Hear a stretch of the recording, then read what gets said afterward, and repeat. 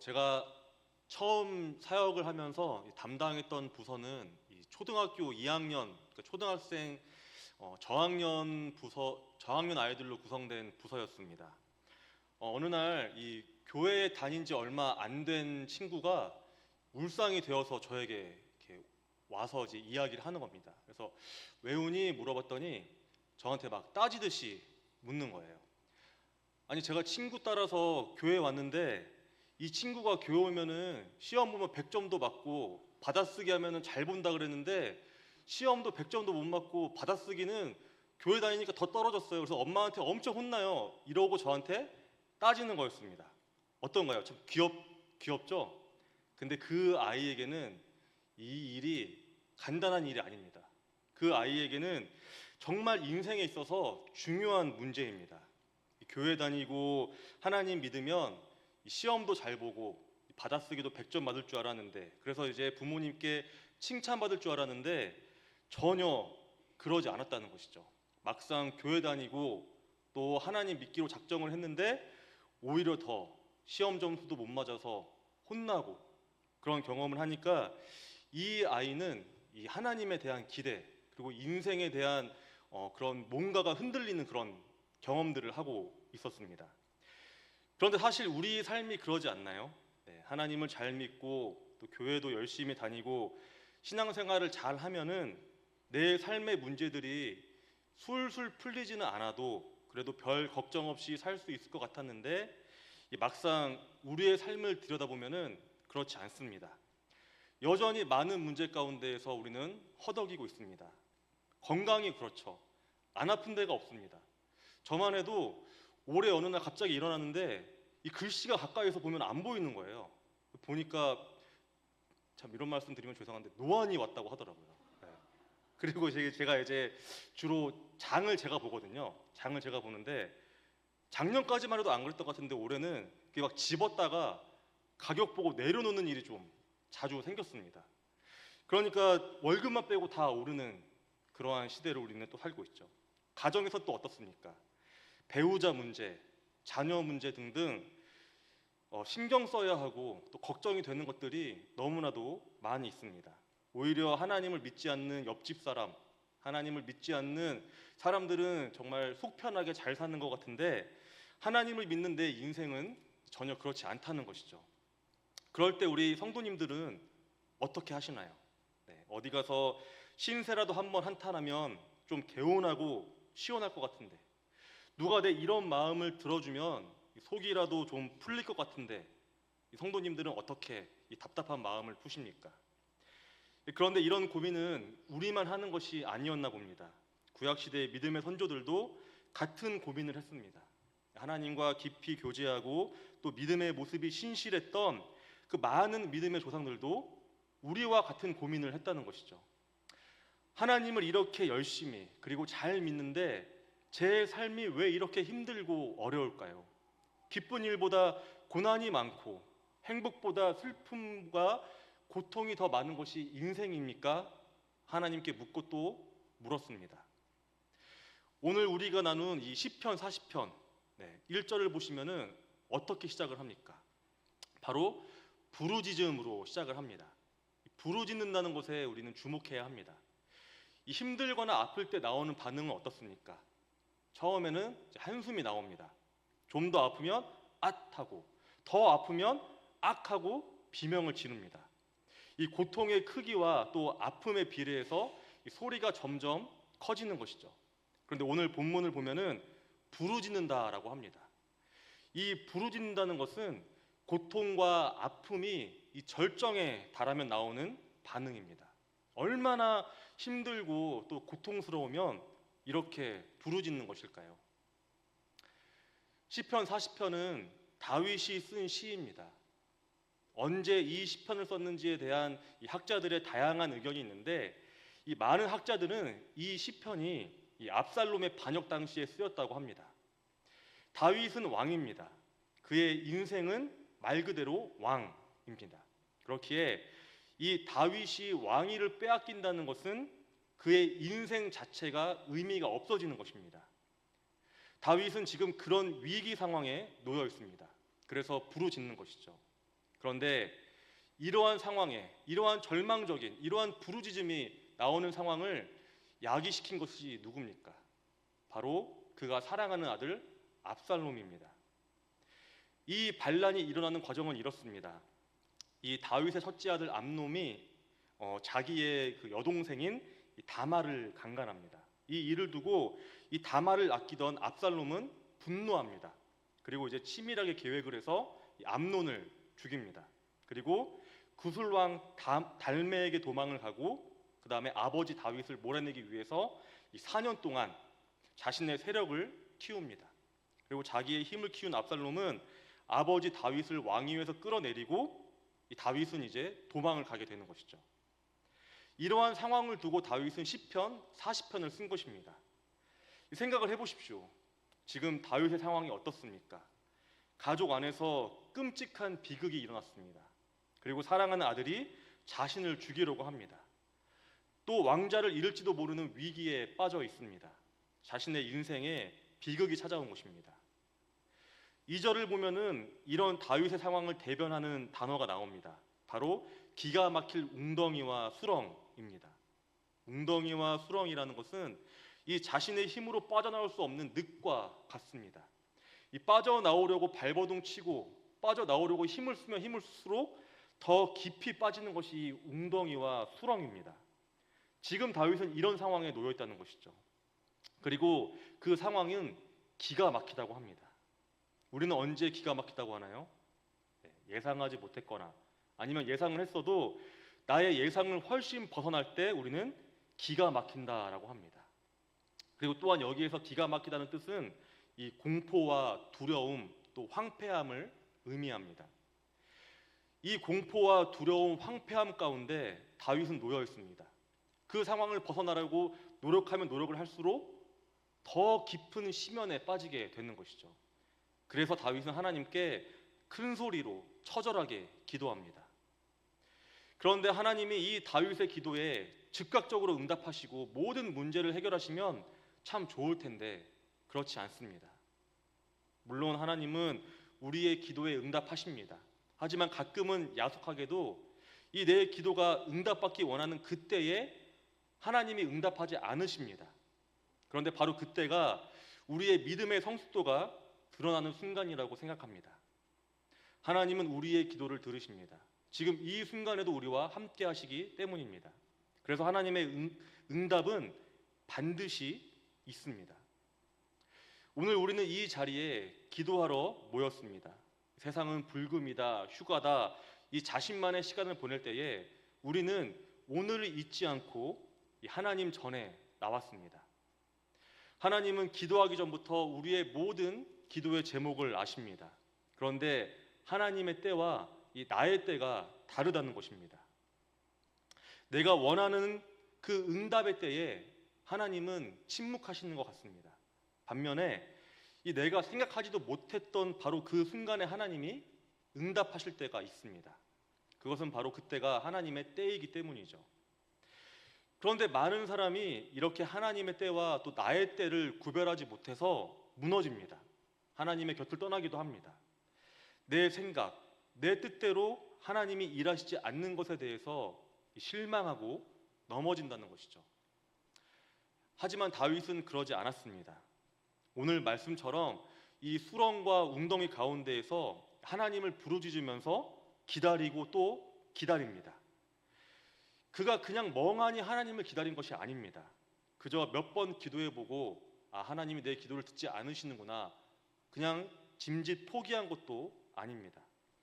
그는 하나님께 자신의 문제와 상황을 드러내놓고 부르짖습니다. 주님, 지금 제 상황을 아시지요? 제가 지금 너무나 어렵고 힘든 상황 가운데 놓여 있습니다.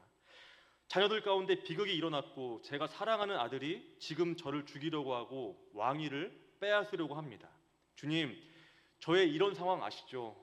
부르짖어 기도하오니 제 기도에 응답하여 주시옵소서. 기도하며 기다리고 기도하고 또 기다립니다. 그랬더니 하나님이 어떻게 하십니까? 하나님이 그의 기도를 들어주시는데 그냥 듣지 않으십니다. 하나님이 움직이십니다. 1절을 보면은 하나님의 행동이 나옵니다. 하나님이 귀를 기울이신다라고 합니다. 이 하나님이 그냥 들어도 되는데 가만히 계셔도 다 듣는 분인데 하나님이 그렇게 하지 않으시고 귀를 기울이신다라고 합니다. 우리는 언제 귀를 기울입니까? 자세히 듣고 싶을 때 귀를 기울이죠. 특히 이 사랑하는 사람의 그 말은 더 자세히 듣고 싶어서 한마디도 빼놓고 싶지 않아서 더 귀를 기울입니다. 그렇게 하나님은 이 사랑으로 다윗의 기도에 귀를 기울이신 것이죠. 그런 하나님이 우리에게도 귀를 기울이신다는 것입니다. 하나님의 뜻을 기다리면서 부르짖어 보셨나요? 언제까지 부르짖어야 될지 모르시겠다고요? 또 너무 많이 부르짖어서 목소리가 나오지 않으면 어떻게 하냐고요? 그래도 걱정하지 마십시오. 목소리가 나오지 않을 때에도 하나님은 우리의 음성을 듣기 위해서 이 귀를 기울이십니다. 하나님의 뜻을 기다리는 것은 결코 쉽지 않습니다. 언제 하나님이 도와주실지 모르기 때문입니다. 그러나 다윗은 하나님이 자신을 도울 것을 확신하고 기다립니다. 우리가 이 성경을 보면은 이 다윗에게는 그렇게 특별한 것이 없음을 보게 됩니다. 특히 이 첫 번째 왕인 사울과 비교했을 때 다윗은 한참 모자란다는 것을 우리는 알게 되죠. 용모가 이 사울에 비해서 많이 떨어지고 키도 그렇게 크지 않고 힘도 강하지 않습니다. 다윗은 평범 그 자체, 아니 평범하지도 못할지도 모릅니다. 그런데 그가 어떻게 이스라엘의 위대한 왕이 되었고 또 하나님께 사랑받는 자가 되었을까요? 그의 비밀은 이 다윗은 기다릴 줄 알았다는 것입니다. 하나님에 대한 믿음이 있었고 이 자신이 이 하나님이 언젠가 나를 통해서 하나님의 뜻을 행할 것임을 분명히 알았기에 이 다윗은 기다리고 또 기다렸습니다. 형들이 다 전쟁터에 나갔을 때도 혼자 양떼를 돌보면서 그는 기다립니다. 이 사무엘의 눈에 띄어서 블레셋과의 전쟁에서도 그는 자신의 순서가 오기를 기다렸습니다. 골리앗을 쓰러뜨릴 때도 마찬가지입니다. 이 돌팔매를 이렇게 휘두르면서 단 한 발로 이 골리앗을 쓰러뜨릴 그 때를 그는 기다렸습니다. 이 사울에게 쫓기면서 도망 다닐 때에도 다윗에게는 몇 번이나 이 사울을 죽일 기회가 있었습니다. 그런데도 하나님은 다윗에게 기다리라라고 하셨습니다. 하나님이 정하신 왕이 될 이 최선의 때가 있기 때문이죠. 하나님은 이 기다리는 다윗을 절망과 또 이 수렁과 웅덩이에서 건지셨고 그의 발을 견고하게 두셨습니다. 그리고 다윗이 흔들리지 않게 하셨고 다윗의 입에 항상 새로운 찬양을 주십니다. 시편은 노래, 즉 이 찬양을 모아놓은 성경입니다. 이 노래에 많은 종류가 있듯이 이 시편에도 다양한 종류의 노래들이 실려 있습니다. 기쁠 때 부르는 시편이 있고 슬플 때 부르는 시편이 있고 이 작은 소리로 읊조리며 부르는 시편이 있고 이 함께 모여서 사람들 앞에서 크게 부르는 시편이 있습니다. 오늘 우리가 나눈 이 시편 40편은 언제 부르는 시편이냐면요, 표제어를 보면 이렇게 되어 있습니다. 다윗의 시, 인도자를 따라 부르는 노래. 즉 이 시편 40편은 다름 아닌 이 예배 시간에 부른 찬양이라는 것입니다. 다윗은 왕이고 또 이 하나님의 일하심을 경험한 그런 위대한 사람입니다. 그래서 그는 이 이스라엘 백성들이 예배 시간에 이 시편 40편을 부르면서 하나님을 찬양하기를 원했습니다. 예배란 무엇입니까? 예배란 하나님을 찾고 또 하나님을 만나고 하나님의 뜻을 구하는 시간입니다. 이 귀한 시간에 다윗은 이 시편 40편을 함께 부르기를 원한 것이죠. 다윗은 여기에서 멈추지 않습니다. 예배하는 이가 어떤 모습으로 또 어떤 자세로 예배해야 하는지에 대해서 노래합니다. 6절을 보면은 하나님이 제사와 예물을 기뻐하지 아니하시며 번제와 속죄제를 요구하지 아니하신다라고 합니다. 다윗 시대의 이 종교 의식에는 이 동물을 제물로 바치는 것이 있었는데 그것이 바로 번제와 속죄제입니다. 이 동물을 태워서 연기를 하늘로 올려 보내야 하나님이 기뻐하시고 또 죄를 용서하신다라고 믿은 것입니다. 이것이 우리에게 지금 의미하는 것이 무엇일까요? 이 말씀은 지금 시대를 살아가는 우리가 이때 이스라엘처럼 동물을 태워서 번제와 속죄를 드리라는 것이 아닙니다. 다윗이 정말 의도하는 것은, 다윗이 정말 말하고 싶은 것은 이 하나님에 대한 갈망이 없이는, 이 하나님에 대한 이 진정한, 이 진실된 마음 없이 올리는 이 번제와 속죄제는 하나님이 바라지 않으신다는 것입니다. 곧 이 말씀은 이 예배하는 자의 태도를 의미합니다. 번제와 속죄제처럼 우리가 드리는 이 예배에도 의식이 있습니다. 교회 출석도 의식이고, 찬양하는 것, 또 말씀 듣는 것, 그리고 헌금하는 것, 그러니까 예배의 모든 순서가 다 의식이라는 것이죠. 그런데 하나님은 많은 의식이나 장엄하고 엄숙한 의식, 또 화려하거나 멋진 의식이라고 할지라도 그 안에 하나님을 향한 이 헌신이나 사랑, 그리고 이 진실된 마음이 담기지 않았다면 기뻐하지 않으신다는 것입니다. 사무엘이 말한 것을 우리는 기억합니다. 순종이 제사보다 낫다. 하나님을 향한 진정한 마음이 있는 의식으로 드려지는 예배만이 하나님이 기쁘게 받으신다는 것입니다. 오늘 이 예배에 우리는 어떤 마음으로 나오셨습니까? 저부터 이 예배에 어떤 마음으로 섰을까요? 하나님에 대한 진실한 마음 없이 그저 오늘이 설교 순서니까, 빠지면 큰일 나니까 그런 의무감으로 제가 이 자리에 섰다고 한다면, 제가 오늘 드리는 이 말씀이 감동이 되고 무릎을 탁 칠 정도로 귀에 잘 들어온다고 할지라도 제가 드리는 이 말씀은 아무런 소용이 없는 것입니다. 마찬가지로 이 하나님에 대한 사랑 없이, 그러니까 오늘 내가 순서 맡은 것이 있어서, 내가 맡은 직분이 있어서, 이 다른 사람의 눈에 내가 예배에 잘 나오는 사람으로 그저 인식이 되고 싶어서 그러한 마음으로 이 예배의 자리에 나왔다면 아마 시간 낭비일지도 모릅니다. 교회에서의 모습만이 아닙니다. 오늘 본문에서 다윗이 노래하는 이 하나님께 나아가는 자리라는 것은 이 단순히 예배의 자리만 의미하는 것이 아닙니다. 우리의 삶, 우리의 인생을 두고 다윗은 노래하는 것입니다. 하나님을 향한 마음과 진심을 예배에서뿐만 아니라 우리의 삶을 통해서 드러내고 우리의 삶 가운데 그것을 포함시키라는 것이죠. 다윗이 하나님에 대한 진정과 진심으로 예배를 드리고 또 하나님에 대한 진정과 진심으로 삶을 살아가자라고 노래하는 이유는 다름 아닌 그를 향한 이 하나님의 사랑을 경험했기 때문입니다. 5절 말씀 함께 읽겠습니다. 여호와 나의 하나님이여, 주께서 행하신 기적이 많고 우리를 향하신 주의 생각도 많아 누구도 주와 견줄 수가 없나이다. 내가 널리 알려 말하고자 하나 너무 많아 그 수를 셀 수도 없나이다. 다시 말씀드리지만 다윗의 인생을 돌아보면 분명히 기가 막힐 웅덩이와 이 수렁에 빠져 있을 때가 있었습니다. 그런데 하나님은 그 속에서 부르짖는 다윗의 음성을 들으셨습니다. 그리고 그를 수렁에서 건지셨을 뿐만 아니라 많은 기적을 행하셨습니다. 양치는 목동에서 이 골리앗을 이기는 장군으로, 그리고 사울에게 쫓기며 죽을 고비를 넘겼지만 이스라엘의 왕으로 삼아 주셨습니다. 그런데 이것은 우리도 마찬가지입니다. 우리도 하나님으로부터 감당하기 어려운 사랑을 받았습니다. 사실 우리가 지금 이 자리에 있는 것은 하나님의 사랑 아니고서는 설명될 수가 없습니다. 우리가 하나님의 사랑을 받아서 여기까지 온 것이죠.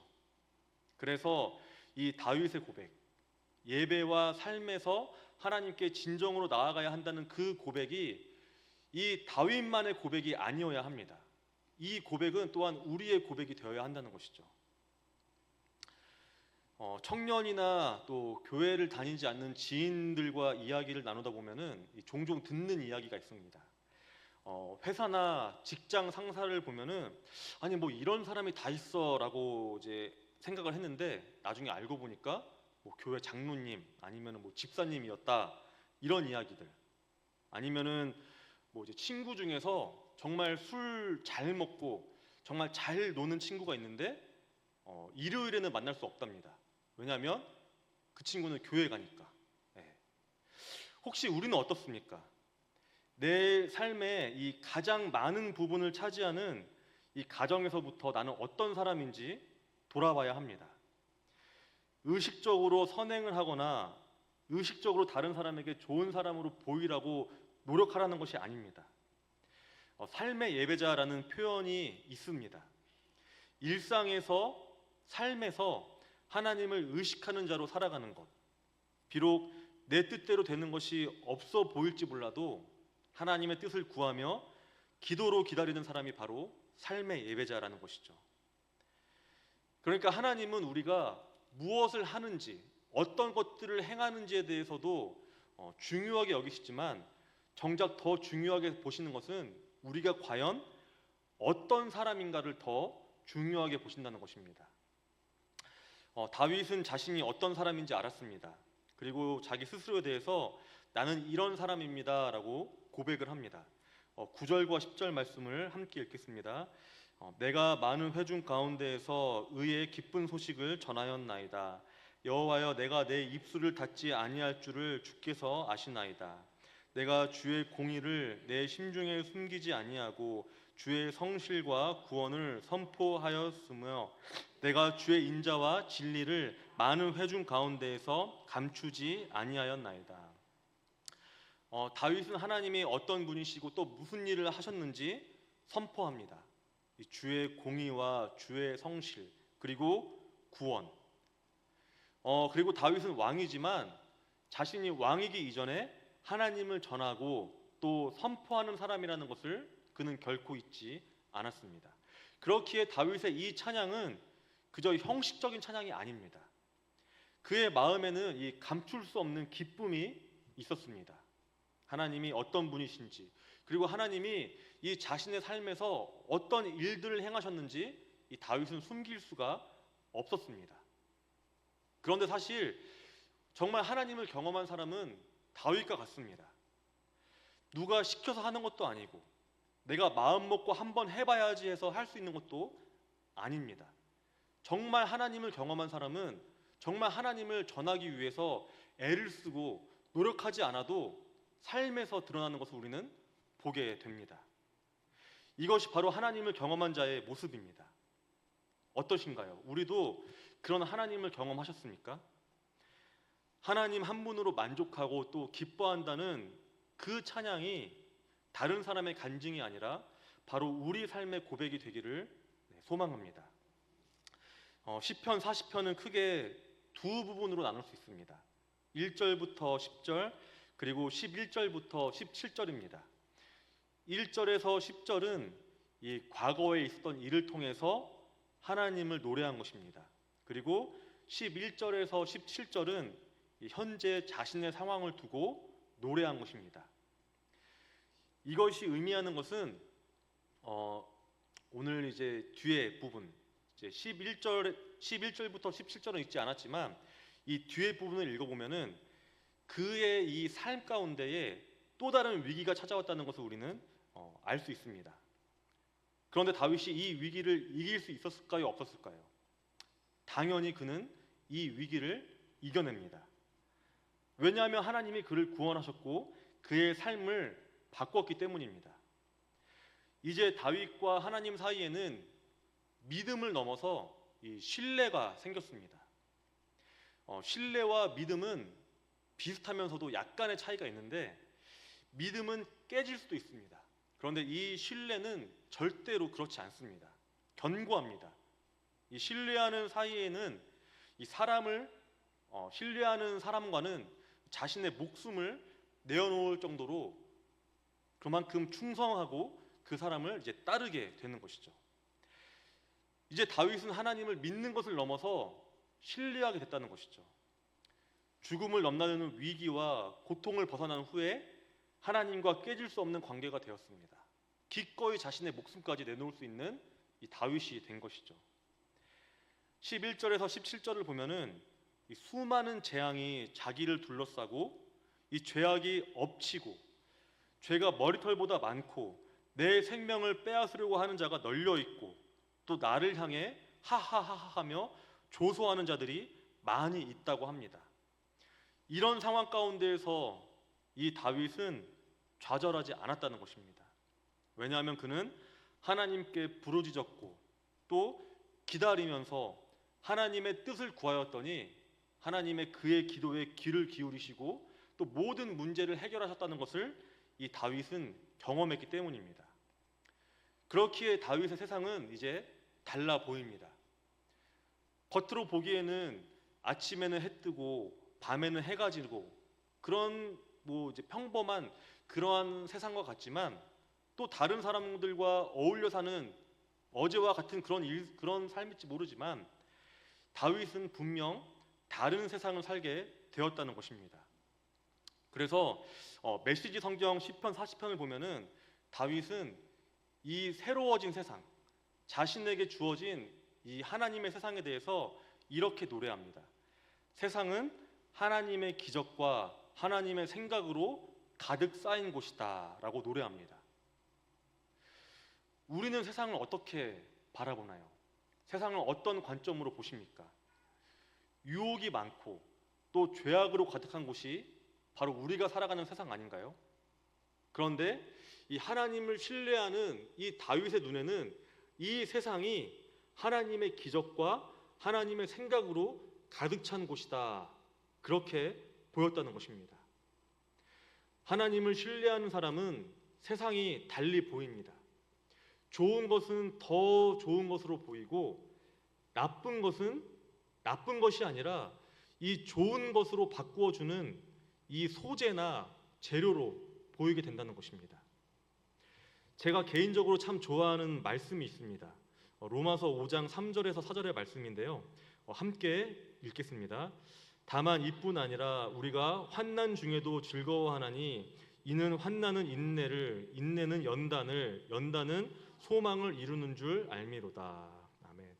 이 환난과 고난과 근심 또 어려움 이런 모든 것들은 우리가 피하고 싶은 것입니다. 우리 삶에 없었으면 하는 것입니다. 그런데 지난 주일 제가 말씀드렸다시피 하나님은 우리의 문제를 해치우지 않으십니다. 하나님은 우리가 우리의 문제를 직면하기를 원하십니다. 그리고 우리가 그 문제를 직면했을 때 그 문제를 해결할 힘을 우리에게 주십니다. 비슷한 말씀이죠.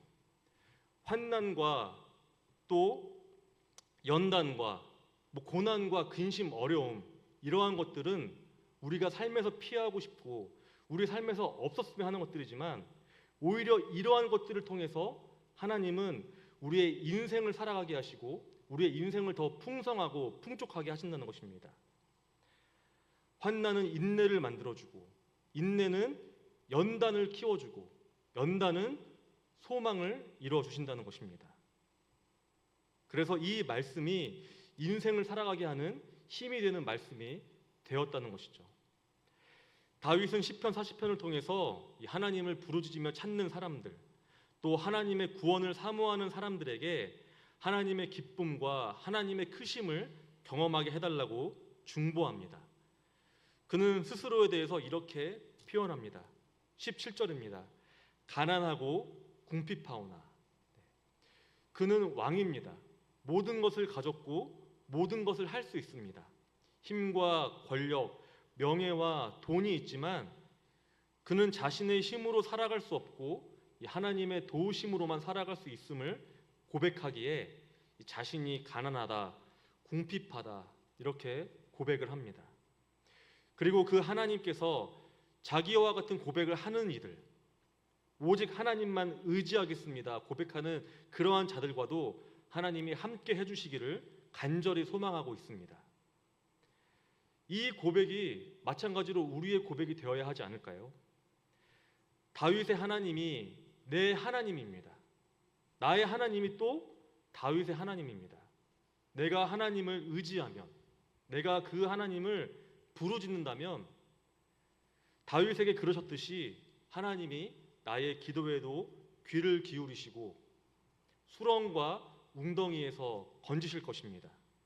그래서 우리는 하나님만 바라보고 하나님께만 소망을 두어야만 합니다. 바로 그때에 그 하나님이 진짜 우리의 소망이 되는 것을 경험하게 될 것입니다. 하나님께 마음과 정성을 다해서 이 가정과 일터, 또 학교와 직장과 같은 우리의 삶의 자리에서 주님만을 소망으로 삼는, 그래서 우리의 기도에 또 우리의 부르짖음에 귀를 기울이시는 그런 하나님의 사랑을 받는 우리 모두가 되기를 소망합니다.